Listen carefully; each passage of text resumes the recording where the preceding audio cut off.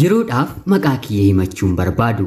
Kanan dhaladhee guddadhe godina Wallagga Bahaa magaalaa Naqqamtee keessatti yeroo ta'u barnoota koos kutaa 1 hanga 10tti achuma magaalaa Naqqamteettiin baradhe. Maatiin kiyyas galii giddu galeessaa waan qabaniif anaa fi obboloota koo 3 guddisuuf baay'ee isaan hin rakkisne. Achichoo sittaa marmaraa dammee dama qabootiin ollee Wallaggaa yaalii taphiftuu daree dhagaan dhibee konkolaatee wallamnee yaantaala diimtuu daree garaan jidee tokko yaadee.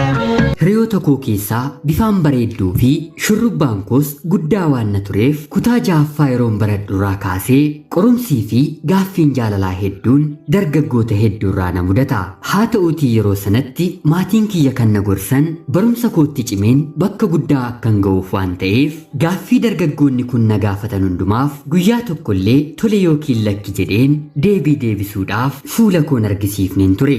Haa ta'uutii garuu kutaa 8ffaa yeroon baradhu hiriyoonni koo na waliin baratan bakka dubbisnutti dargaggoota waliin walii galanii qarshii fudhatanii haala ani hin eegnee fi gonkumaa yaanne keessatti mana duraan akka garaa keenyaa hiriyoota keenya waliin qayyabannu keessatti kabajaa fi simboo koo dirqiidhaan of harkaatii nan dhabe.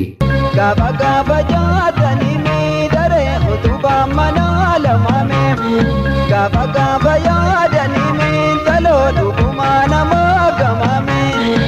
Guyyaa kana kaasee gaddi guddaanis natti dhagahamee dargaggeessa kabaja koo narraa fudhate kanaan mana seeraatti ni madda jedheen hiriyoota koo mariisisus maali kan kee addaayi nutu erga akka kee taanee kunoo akkuma namaatti jiraachaa waan jirruuf atis ofa dabadhuu taa'ii dargaggeessa namaa mana murtii geessitee rakkisiinii naan jedhani. Anis yeroo sanatti takkaan ta'e jedheen abdii kootii cabeen barumsa koon itti fufe.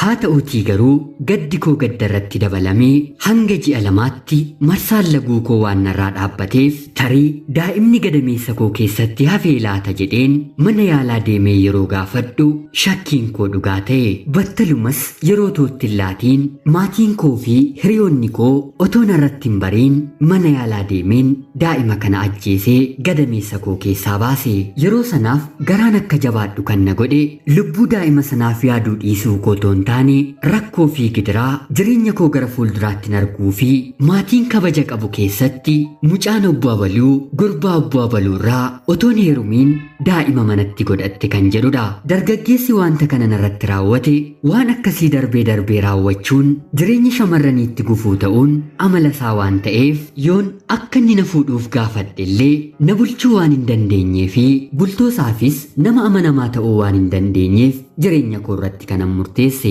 Haa ta'uutii garuu dargaggeessi kunii fi hiriyoonni isaa akka ani ulfaa'ee ulfa kiyya baase ni beeku ture. Maatii fi hiriyoonni koo gara biraa toon beekeenis icciitii koo dhoksadhee barnoota koos hanga kutaa 10tti xumuree. Haa ta'uutii garuu yeroo sanatti akka carraa ta'ee qabxiin maatirikii kutaa 10ffaa waan naaf hin dhufneef yuunivarsiitii kolleejjii Riifti Vaalii barnoota akkaawuntiingiitiin dippiloomaa barachuun eegale. Barnoota koo eegalees turtii ji'a 4 guunne keessatti barsiisaan yuunivarsiitii Wallaggaatii barsiisu yeroo dabalataa isaa keessattis yuunivarsiitii kolleejjii Riifti Vaalii barsiisu gaaffii jaalalaa naaf dhiyeesse. Anis yeroo sanatti gaaffii jaalalaa hedduu dargaggoonni naaf dhiyeessan keessaa filadhee jaalladheen gaaffii isaaf tole jedheen hariiroo jaalalaa waliin eegale. Hariiroo kana keessattis akkuma dubartiin kamiyyuu dhiirri akka ishee jaallatuuf kabajan qaba jettee yeroo jalqabaaf itti mattu anis akkasuma kabaja otoo hin qabaatiin kabajan qaba jedheen jaalallee koo kana jalqabuma irratti nan sobe.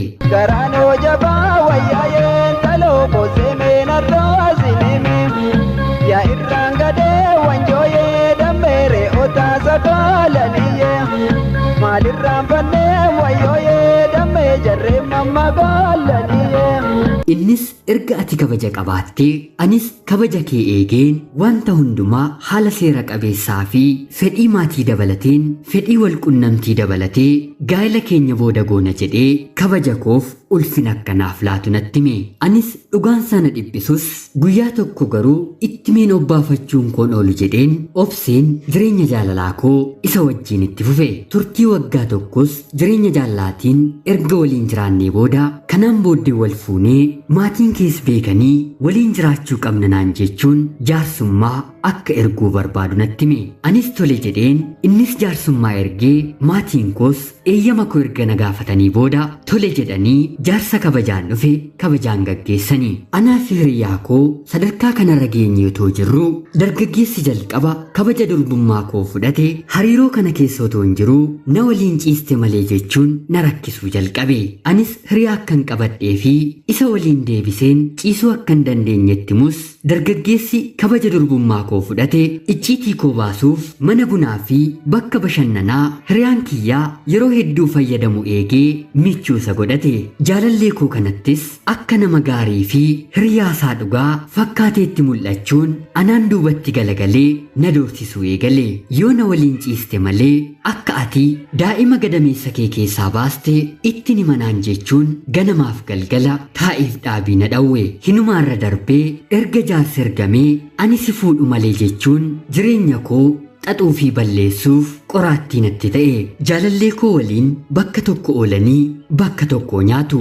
Salphaattis guyyaan ani isa gaddisiise icciitii koo baasee jireenya koo balleessuu ni danda'a. Guyyaa tokko tokko gaaffii si waliin hin ciisaa, gaaffii natti heerumii, gaaffii qarshii haga kana naaf kenni jechuun guyyaa guyyaan dhufee na dhiphisa. Waa'een ittimuu kabaja koo otuu akkas na sodaachisuu sodaan gara biraa jireenya kootti dabalame. Yaa ana akka inni na jaallatuuf akka inni na kabajuu fedheen kan hin qabne qaba jedheetti meen lubbuu koo dhiphise. Dargaggeessi jalqaba kabaja koo fudhate na fuudhee mana isaa keessa na bulchuu miti ofiisaayyuu waan mana keessaa nyaatee buluun qabu. Duuriyyee mandaraa abaaramaa balleessaaf malee tolchaaf mandara keessatti hin dhalannedha. Jireenya koo jalqaba balleesse ammas harka isaatti qabatee jira.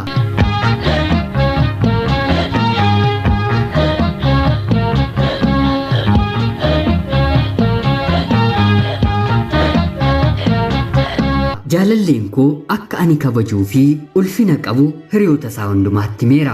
Maatiinsaas maatiin koos walitti dabalamnee dhiiga tokko akka taanu kabajaan nu eegaa jiru. Haa ta'uutii gidduu kanatti jaalalleen koo kun qorannoo garaa garaa waan gaggeessuuf otuu daataa baay'ina shamarranii daa'ima gadameessa isaanii keessaa baasaa jiranii mana yaalaa keessaa funaanuu maqaa koo fi guyyaan anitti kana godhe argatee kuni maali jedhee na gaafate. Anis battalumatti naheen isa hubachiisuuf yaalus kaballaatiin na rukutee mana isaa keessaa erga gadi na baasee booda lammata ija kee arguun barbaadu jechuun jecha isaa dhumaa natti dubbate. Anis waanan ta'e kana hundumaatti baay'ee ergan gaddee booda yaa carraa koo jedheen ofitti boo'ee dhukkubsadhees barumsas barachuu dadhabeen wanti hundi na jibbisiisee irra deddeebisees akkanatti araaramus gaafadhus garaas waan natti jabaateef maatiin kiyyas wanta ta'e dhaga'anii waan natti qaana'aniif magaala sana keessa jiraachuu dadhabeen ijaaf gurra koo qabadheen gara magaalaa Finfinneetti ni male. Aarii kanaafis biyya kana keessaa ba'uun qaba jedheen eessuma koo magaalaa Finfinnee jiru mariisiseen piroosesii biyya hambaa jalqabuun imala koo gara biyya Saawudiitti raawwadhe. Rabbiif haa galatuutii carraan dhabe maatiin koos waan beekaniif hedduutti na aarsus amma garuu jireenya gaarii qabadheen biyya hambaa keessatti hojjedhee of jijjiiruun dargaggeessa keessi koo jaallate biyya dhaloota kootii fidadheen waliin jiraachaa jirra. Yoo Rabbi jedhees gaa'ila kiyya yeroo gabaabaatti raawwadha. Rabbi jireenya keessiif haa eebbisu naan jedha. Jalqabni koo natti dukkanaa'us dhuma koo Rabbiin naaf eebbise. Jireenya jijjiiramuu fi tasgabbaa'u jiraachaan jira. Kan kaleessa gufuu natti ta'e karaa gaarii fi filannoo gaarii akkan ilaalu na godhe malee duubatti nan deebisne. Kan jireenya namaatti gufuu ta'ee balleessuuf dhama'u Rabbi garuu dursee jireenya isaa balleessa. Ana obboleettii keessan biyya hambaarraa nagaat galatoomaa. Biqilaan koolaa fardaayee dammee laaftoon bakka bakka meemee imimmaan koolaa gardaayee talootaan oba jambaa jameemee saataan odaa wayyaayee dammee boodeenoo kan bo'aa shiriimee. Ashama akkam jirtuu kabajamtootaaf hordoftoota qophii Oromiyaa 24 nagaaf jaalallii tokkummaan bakka jirtan hundumaatti hunduma keessaniif yaa ta'uchaa guyyaa har'aas turtii yeroo dheeraa booddee xalayaa kanaas niif qabadheen dhiyaadheera.